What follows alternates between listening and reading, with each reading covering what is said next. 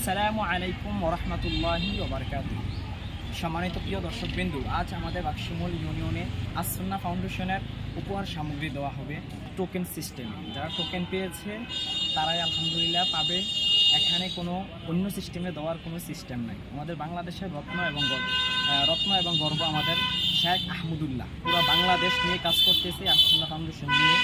আমরা ওনার প্রতি কৃতজ্ঞ। ওনার জন্যই মনে করেন, ওনার উদ্যোগেই মনে করেন পুরো বাংলাদেশ আমাদের মনে করেন যারা অসহায়, যারা একটু অবস্থা খারাপ, তারা কিছু উপহার সামগ্রী পাচ্ছে। আমরা তাদের জন্য, প্রিয় শায়েখের জন্য মন থেকে প্রাণ ভরে দোয়া করি। দেখেন আমাদের অনেক ওলামায়ে কেরামরা আসছে, এখানে অনেক ওলামায়ে কেরামরা আছে, তাদের প্রতিনিধিত্বে মনে করেন এই মালগুলা দেওয়া হবে।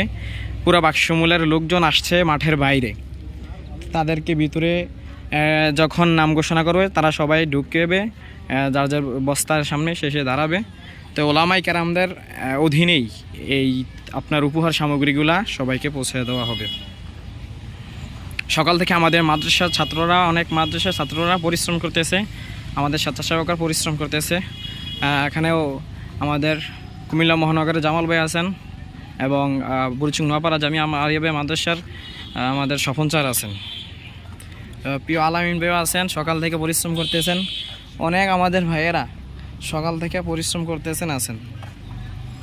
দেখেন, সবাই ভিডিওটি শেয়ার করে দিবেন।